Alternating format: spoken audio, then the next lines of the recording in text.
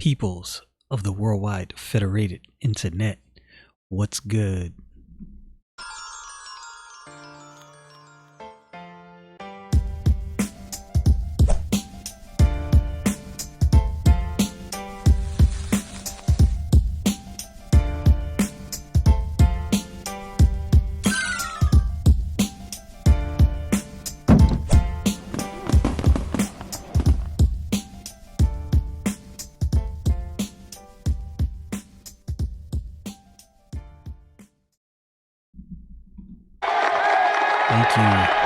Thank you. I appreciate it. Thank you for joining me. Pretty funny intro, or at least I thought. So, I wanted to take this time out to talk about the debate. And maybe in a way other people are talking about it, maybe not. There's a video I recorded with my youngest son talking about this as well that I might post some clips from later on. And I, Lord willing, do plan on doing another video later on my thoughts biblically, as I think through my Bible daily. But I just thought it was, I'm not gonna say necessary, but maybe slightly important to talk about this issue of the debate, because many of the conversations that I've seen about the debate miss or don't pay attention to certain things. So I'm going to say some things. Some people are not going to agree with me, and I'm fine with that. I think we really need to get to a point where we can disagree and listen to the other person. And that's one of the reasons I talk with my son about the debate, because he has a different viewpoint on the debate. So I was interested in that conversation because I understand his point of view. We may disagree in some areas and agree in some areas. Conversations that need to be had. If the only conversations you have are with people who agree with you, one, your ideas will never be vetted and or sharpened, right? Now, I'm not saying you have to get into long, drawn out arguments over things, but I don't mind hearing a viewpoint I don't agree with, right? I may not necessarily go back and forth on that issue, but I'll hear the point out. I'll go back to the drawing board and evaluate. Maybe this person is right. Maybe there's something that I didn't see. Maybe I missed something. You don't have to have an argument to disagree with a person. And that's the mistake that I see we're carrying out daily, is we feel like, I think most people avoid people they disagree with because they think it has to be an argument. You can talk to a person and disagree and go, all right, I disagree, but let me think on that. And sometimes you might disagree and come with a counterpoint. Well, hey, have you considered this? And then you'll let it ride. And maybe you'll come back to it. Maybe you won't. There's nothing wrong with disagreement. Huge problem we have. And assuming or thinking that something is wrong with disagreement in this day and age.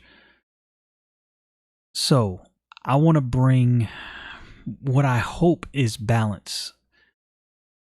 It's hard to bring balance because everything is so campy, and it's the way of life. We all have our things that we're campy about. So I'm not sitting here acting like I'm somebody outside of the house looking from the outside and telling everybody what's going on from my vantage point. I'm saying I'm campy about some things as well. We all have that. I think it's a good idea to acknowledge that sometimes and get away like, okay, hold on. Let me break from my echo chamber. Let me go hear what these other people are saying, because maybe I missed something. So I just wanted to lay down some things that come from objectivity. Hear me out. One, let's deal with the elephant in the room. Donald Trump has no idea how to debate. He is a fighter. He is very good at arguing. I wouldn't say very good. He is experienced in arguing because he's a businessman, right? You come into a board meeting. It's not a debate. This is my business. What you saying is wrong. This is what's going to generate revenue. This is what's going to affect the business in a good or bad way. This is the way we're going. So He's not used to the debate forum. No excuses for that, though. You've already been through this before. You should understand that in a debate, you have an opportunity to speak your piece, and then you're quiet, and your opponent has an opportunity to speak their piece, right? Horrendous job by him on that part. You got to acknowledge that. For all my Trumpites, you can't act like you don't see this. That's a problem. That's an issue. And this is where I'm going to warn my Trumpites. You have to realize and understand that if you approach this election arrogantly, assuming that Donald Trump has this in the bag, you're sadly mistaken. One, look, let's keep it real. We have to acknowledge another elephant in the room. It is very possible that his opponents will cheat. Very possible. If you think that's an impossibility and you don't think that's at play at all, you're either being disingenuous or you're not paying attention to what's actually going on in the news. Just being honest with you. But we got to acknowledge that Trump is horrendous at debates. Let's acknowledge the other elephant in the room. Joe Biden is better at formal debates than Donald Trump. He has 50 years of experience, right? So that's another elephant, right? So we have to acknowledge all of these elephants in the room, because if you don't pay attention to details, you will get lost in all of the information. So we got to give everything context by adding details. Joe Biden has been a politician for 47 years? He's been in many debates. He knows the rules. He understands how debates work. He has had practice controlling his emotions in a debate, controlling his desire or want to lash out before his time. 47 years experience. We can't act like that's not a thing, right? If I've been debating on and off for 47 years and I get into a debate with somebody that did this once or did this, several times, but 4 years ago for the first time in their life in a formal debate, look, I'm going to do a better job. I'm going to be more presentable. That's just the facts. And we can't act like that has no bearing on some voters that have not made their decision. Now, this is where I part ways with some people. And me and my son had our disagreements in this area. There are people that believe that this debate will swing large swaths of voters in one way or another. And I just don't think that that's true. And I also don't think that it's true that there are large numbers of people that are just on the fence and don't know and trying to figure out who they want to vote for. I don't believe that. Now, that's just my opinion. That does not make this true. This is just based off anecdotal evidence, what I see on a day-to-day basis when I'm out and about. Now, that's just what I see. But talking to other people I know and listening to other people, they're seeing the same thing I'm seeing. They're seeing it's a Biden sign here and there. There's some people who are supporting Biden, but the Trumpites, maybe they're just being more loud. Maybe Biden is the real one with the silent majority. That's possible. I can't discount that, but I don't think that's the case. I honestly don't believe that's the case. Now, that doesn't mean that I'm 100% correct, but I just want to offer these objective views at the debate. So we have to acknowledge Trump, terrible debater, probably good at arguing, good at, being a bull in a china shop, coming in and bulldozing everything. Very good at that. At debates, you suck. You definitely need to learn to control yourself. Look, you're in your 70s. You've been doing what you do for 70 years. It's hard to break those habits that you've been doing for 70 years. You're used to coming in and being a bully, bulldozing conversations, getting it done your way, because that's the way you have to be in business. We cannot forget that in this context. This is a businessman who became the president, right? So Let's lay aside all of these empty conversations about, well, he should be more presidential and he should do this. Let's keep it real. He's been a businessman his whole life.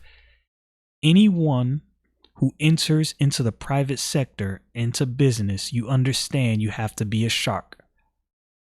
If you want to get things done, this is how you have to get it done.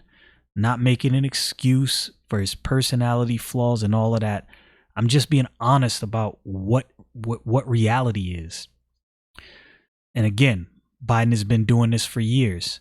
More polished at debating, understands how to control his emotions a little better. Biden lashed out a few times. He did as well, but I'm not going to bash Biden because Trump was hitting him hard. Trump wasn't letting him finish. You know, Trump was interrupting him a lot. You cannot deny that. Now, let's deal with the other elephant in the room. Chris Wallace. The media for 3 whole years, 4 now, you can pretty much say 4 whole years, has been the Democratic Party's opposition party along with them to President Trump. Even Fox News, people bring up Fox News and some other independent sources, but I'm not going to make a blanket statement and say only people on the right are paying attention to independent sources, but let's just say that more people on the right pay attention to independent sources than people on the left. People on the left are more prone to paying attention to traditional media. I believe that's true, you know, and again, it's anecdotal, right? Fox is really the only major news network that has given any air of or resemblance of support to the president. And even them, it's not just blanket support. Chris Wallace is no supporter of President Trump, right? The media has been attacking the president for almost 4 years relentlessly. And this is something I brought up to my son. At some point, you get overwhelmed with agitation. Now, is that the way he should handle this as president? No, he shouldn't. But just keeping it real, I'm human. I am saved, and I would like to believe if I was attacked vehemently for 4 years at a time, I would still maintain my integrity and handle myself in a Christ-like manner. I don't know that I would do that. I would like to believe that God would give me the strength to do this. Oh, I know He'll give me the strength, but I'd like to believe that I would submit to God in doing this. But I can't promise that I would do that. I'm just acknowledging that I'm a flawed man. The way in which Chris Wallace asked his questions were they seemed as though stapled inside the question was an underlying attack. So imagine you're in a presidential debate. It's you and your opponent. And the questions come off more like underhanded jabs. Would you not be agitated? That's like you're offering up a softball to your opponent. Another thing that I noticed, Chris Wallace, and I watched a video from Anomaly on YouTube where he mentioned this. Chris Wallace was actually debating in some points. He was debating on Joe Biden's behalf. Look, that's not a nonpartisan moderator. The moderator's job is just to keep control of the debate. Let's deal with another elephant in the room. Why does the moderator not have the ability to mute a person's mic if they're interrupting? I think a moderator should have that ability. If I'm not mistaken, during the Democratic the Democratic primary debates, didn't they mute Andrew Yang's mic? So it's clear that this can be done. He should have been able to just mute the president's mic while Joe Biden was giving his answer and then unmute the mic. Okay, President, you get a chance to respond.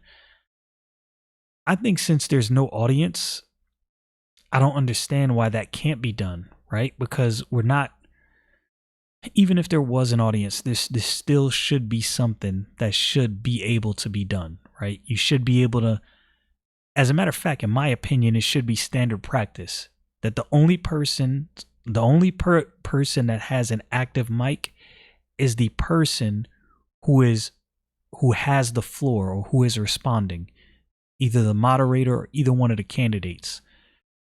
So I don't know why that's not done. Right. So we have to acknowledge those things, right? Trump has been attacked by the media for almost 4 years straight. The questions, as I'm listening to the questions, I'm like, this is a valid question, but the way the question is tossed up, it's like, come on, man. For instance, and this, I'm going to criticize Trump for this, but I'm also going to understand the context. Chris Wallace asked President Trump a question about condemning white supremacists. This is where we cannot act like ostriches with our head in the sand. We have to acknowledge the elephant in the room and stop acting like partisan children playing these my camp games, right? Like I said, you criticize Trump. That's why I started with that, right? In the debates. Also understand where he came from. Give Joe Biden his props. He's been doing this for years, right? But also understand the media has been attacking Trump for 4 years straight. And also understand that in Chris Wallace's questions was underhanded jabs and kind of toss-ups. Now, there were a few questions where he kind of went at Joe. And I think those were well placed because we all know what everyone on the right would say if there was no, questions coming at Joe kind of hard. So he had to throw those in there. But if he wasn't forced to, I'm convinced that he wouldn't have. But maybe I'm wrong. I'm no judge of men's hearts. I don't know his heart. But he asked Trump about disavowing racist groups. Now, Joe Biden, before that, brung up Trump's statement about very fine people. Now, for those who don't know about the very fine people saga, it was about the Charlottesville riots. But in that very same dialogue, what almost no news organization shows is in that same dialogue, President Trump said, and I'm not talking about white nationalists and neo-Nazis, they should be disavowed. Nobody should give them any support. He said in that very same speech. So it's clear that he disavowed these people and he wasn't talking about them.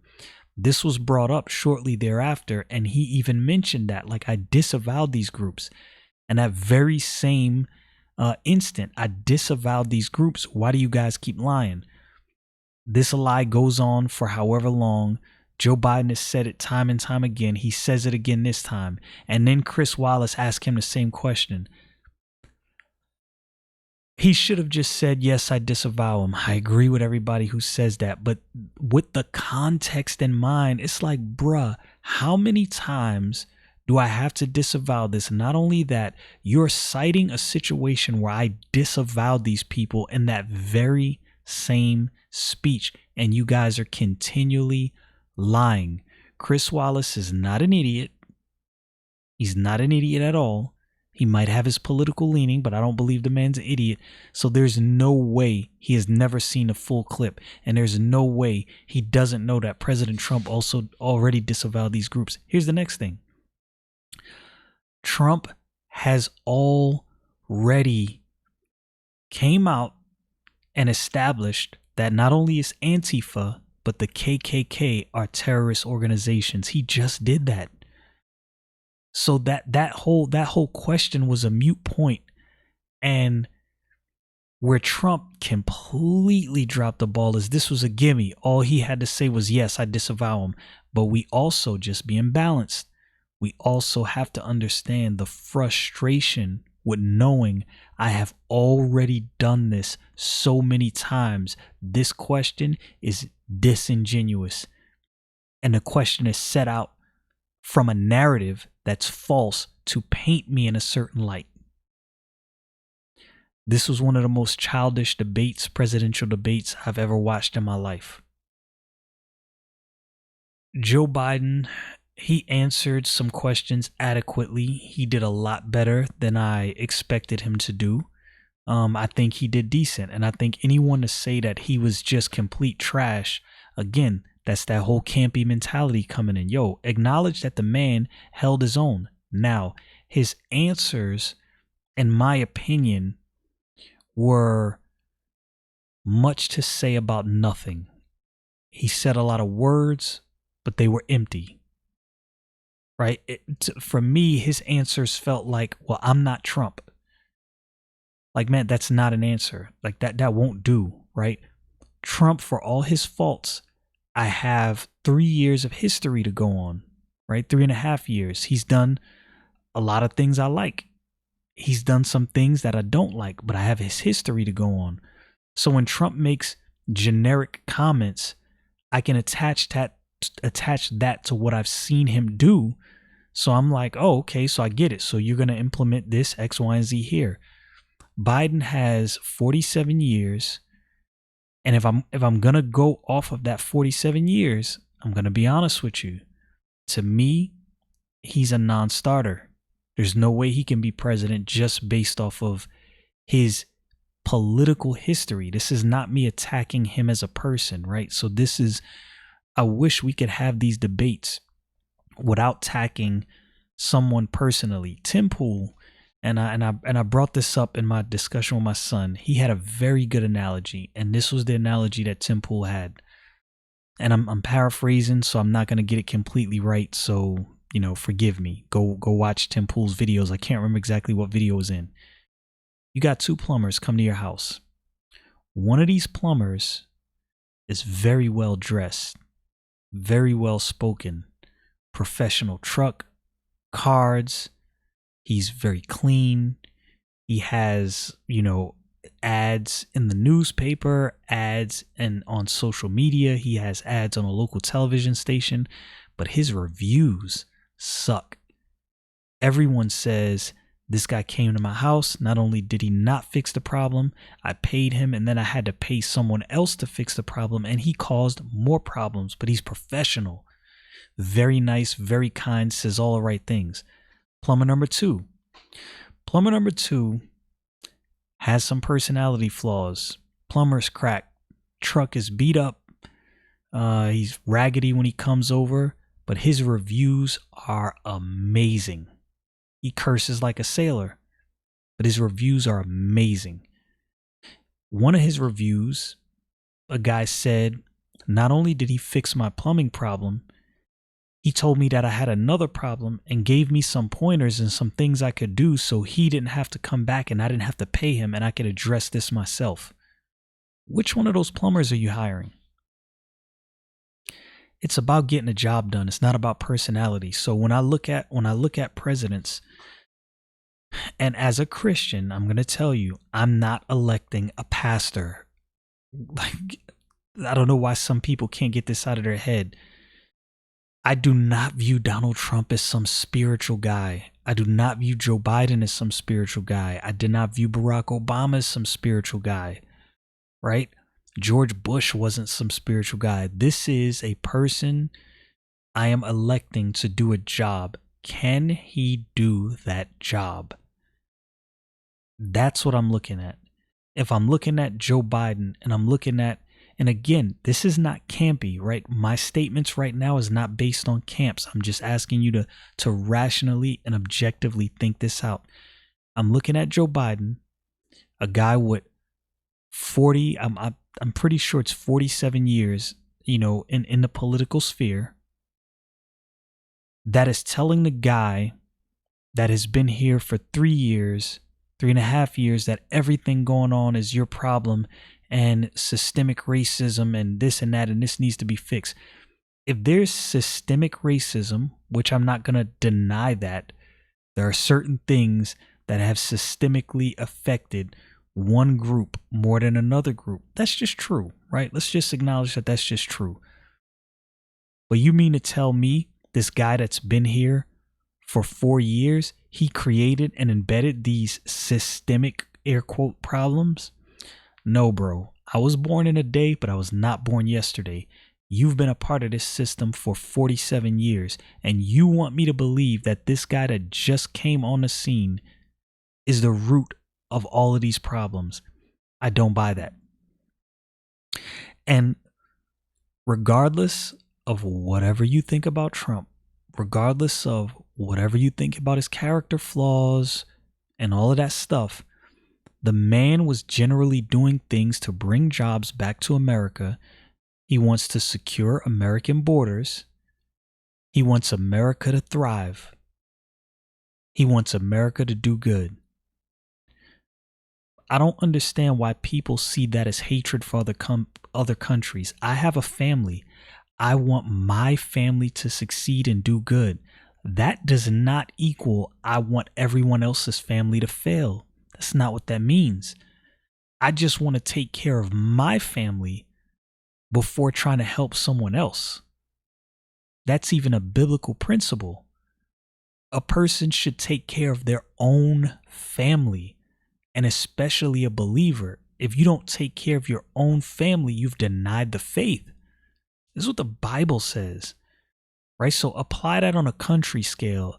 I want to help other countries. I don't want other countries to fail, but we have to help ourselves first. We have to deal with problems within our country first. So this is where I say, just looking objectively, my opinion, I believe this is objective. You can disagree, and I understand if you do. To me, Joe Biden is a non-starter. This man cannot be president of the United States, in my opinion. Now, does my future rest on whether he gets elected? Absolutely not. God is still on the throne. Nothing will change with that. I'm not going to lose sleep over Joe Biden getting elected. I would rather he not be elected personally. You don't have to agree with that. I understand. But I think we need to at least be able to disagree professionally and view our disagreements objectively. And I think just in what I'm seeing so far about these debates, there's not much objectivity, because nobody's looking at the complete picture, looking circumspectly and going, okay, he's wrong. He shouldn't approach this way. I understand the circumstances that led to him approaching it that way. So I understand that I may have done the same thing, but I can't give him a pass. And we also got to look at the other side and say, look, I see what you're saying, but you've been here for how long? And you're blaming it on this guy? That doesn't make sense. You've been in the house 47 years and you're blaming this guy that just moved in for the roof caving in, for termites taking over the house.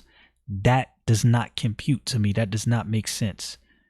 What that tells me is that you were in the house for 47 years, paying no attention to the upkeep of the house, but yet you want me to believe that you have the best interests of the house in mind?